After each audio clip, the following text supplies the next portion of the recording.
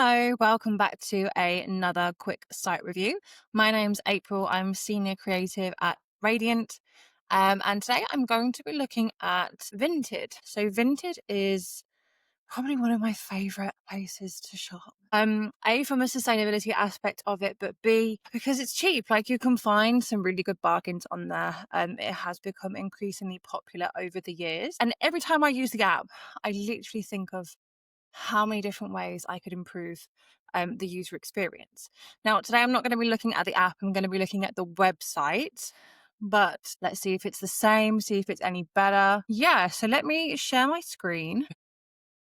Cool. So I have already pre-selected a category to look at. So you have a search bar at the top, which, if you use Vinted and you're an avid vintage shopper like myself, you tend to search for specific things.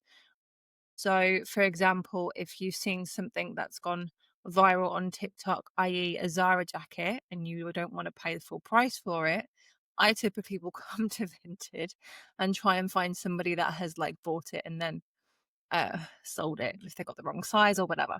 So I tend to typically search for things. So let's type in Zara jacket, for example. Search works really well. You've got suggested search. You could see that it had my previous searches on there, so it saves your search history. And this is actually taking the data from the app. I've logged in to the desktop version, but it's taking the data from the app. So Zara jacket. Okay, cool. So it is filtering through the women's collection, and then you've got a tag here for um, the specific search term that I've put in.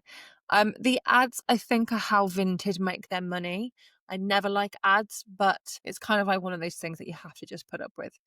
You can save searches, so that's really cool. Like, if you can't find something that you want at the moment, you can save your search, and then let's say tomorrow you have everything saved for you.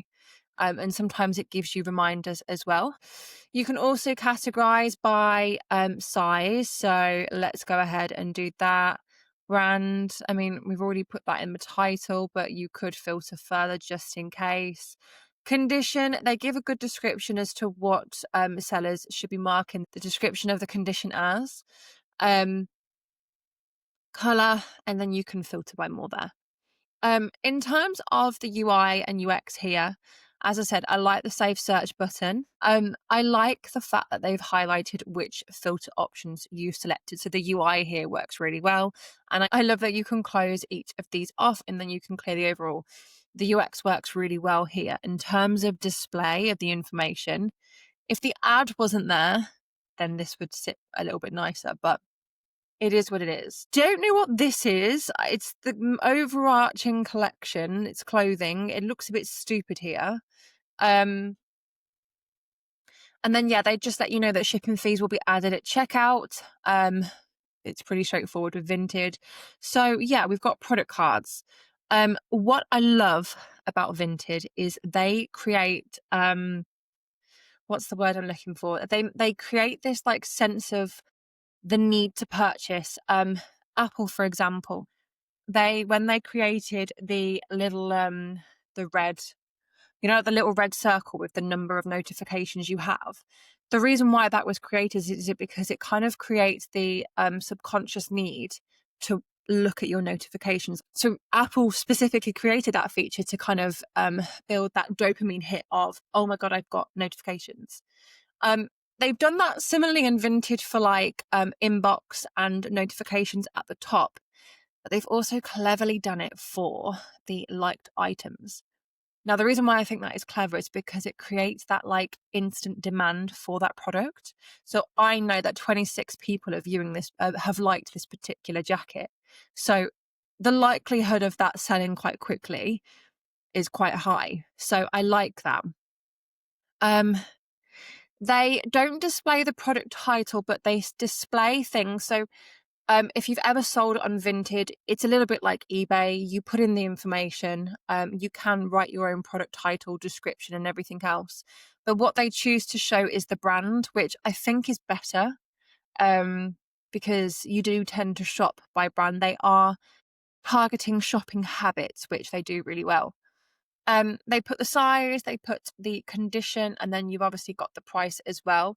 That secondary price is with what do they call it? The buyer's protection fee. So they add like a percentage on top. So if something goes missing, you're covered basically. They'll refund you entirely. Um, so they do that really well. I do really like that. They have these like featured wardrobes. So sometimes people may spotlight their wardrobe. You can pay to spotlight their wardrobe. They do a lot of, I wouldn't really call it gamification, but again, make their money. You can pay to have your wardrobe spotlighted, or you'll see some products have bumped, which means somebody has paid to bump up their item as like a featured product. So again, that's how they make their money. They've got like the ad banner here for like, oh, you can spotlight your own wardrobe. So in terms of like their structure of product information, I do really like it. At the end of the day, it is an e-commerce platform where you are relying on individuals, users' own imagery. So it's never going to look completely polished. But let's have a look at an actual listing. So I'm going to click on a random one. The app do some things really well, some things not so well, and they have like changed a few things back and forth. So you've got the image gallery here, which for the actual desktop browser version, I think works well. I like the sticky section, so you don't really see this on the mobile app. You have to kind of scroll down. So this works nicely. Yeah, you can see all the information. What they do have, again, another really cool feature. I feel like this is now turning into a guide on how to shop on Vinted, but I think this is really clever. Well, this is my leaky way of doing things. They have this like feature where it tells you how long ago something was uploaded. For me, if something was uploaded like 2 months ago, I will be really cheeky with the price because I'm like, well, you haven't sold it, so here's £2. Um, so I think that's a really great feature for that reason. Like if it was uploaded yesterday, another kind of thing that I think about is, and I'm assuming that everybody who shops on Vinted has a similar mentality. If it was uploaded 6 hours ago and there's like 30 likes, I know that that product is going to go very quickly. So I will just buy it there and then. Again, creating that like demand and that need to buy now, which I think is really clever. So it does give you a shipping fee, a shipping breakdown. You can buy now, you can make an offer. They give you some, they never used to have this, but they give you some, I think it's to try and encourage people not to, people like me, not to be too cheap with their offers. So they'll say like, oh, 20% off or 10% off. They give suggested, or you can do like your own price. And then you only have so many offers per day. I've never made 25 offers, so I don't know what would happen if you hit that limit. It used to be a lot less. It used to be like, I don't know, I want to say 10. But you can make an offer. You can ask the seller a question. And then it's got like a breakdown of the person. I don't know why they put location. I'm not really sure how that's relevant. The scene time, I think, is helpful. Again, you can be sneaky. You can see if they've like, oh, do you think they've seen my request or my message? You can follow people as well if you like their style, I guess, or if they sell things very frequently. And then you can see that other items that they've got for sale. Now, the reason why this is clever, and it's a very good way of upselling, because when you buy something off Vinted, you pay for postage per item. So if you want to buy like an entire wardrobe, you may think, and it's still cheap. It's still cheap because if you think about it, a Zara jacket, brand new in store, 50 quid, you might pick one up on Vinted for 20 and then pay the additional £3 in postage. Like you're still getting a very good offer. But if you're buying things cheap, like I'm talking £2-3 items, then that postage racks up over time. So what I encourage you to do is shop from a seller. So you can create a bundle, for example. So you could buy multiple items within this seller's page. So you can see this one I've already got. Sometimes sellers will do a discount as well on a bundle, but you could add multiple products to that bundle, review it, and then you could purchase it, and then you only pay one amount of shipping. Now, the downside to that is if you are going in with like a savvy mindset of, I don't want to spend a lot of money, and you can't always get items within a bundle, you end up really not buying anything, because if you're only going in thinking, well, I only want to get it within a bundle to save money, it's a bit difficult. But yes, they used to do, they don't have it on desktop. That's disappointing. So they do it on the mobile app. Let me see if I can show you. And that's disappointing that they don't do it on this, because some people, everyone I spoke to, like most of my wardrobe is off Vinted. They'll be like, oh, where did you get your trousers from? I'm like, oh, Vinted. And a lot of people will say like, oh, I don't understand how to use apps. So what they do on the app is, so you've got all of the same information, but they have a section, and sometimes they get rid of it, but they have a section that says similar items. If you click on that, I don't know how it does it. I'm assuming through like a discovery tool.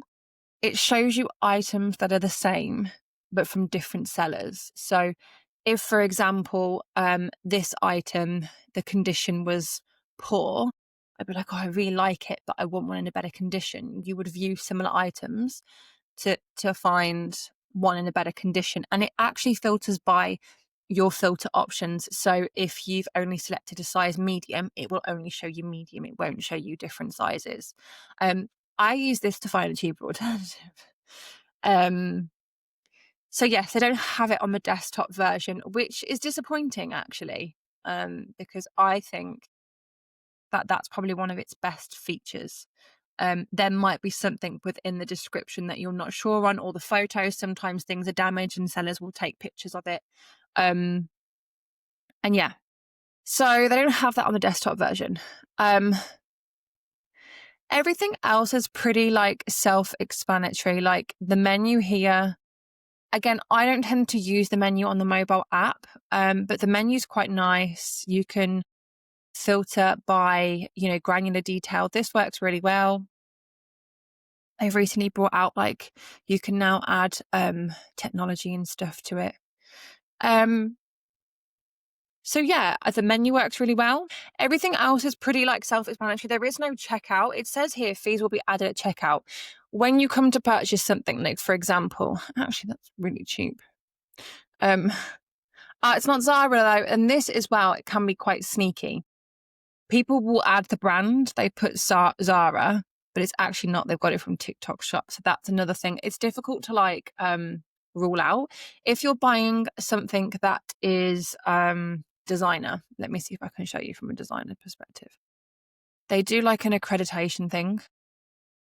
When you upload the item, you have to like provide specific photos and they have to verify it for you.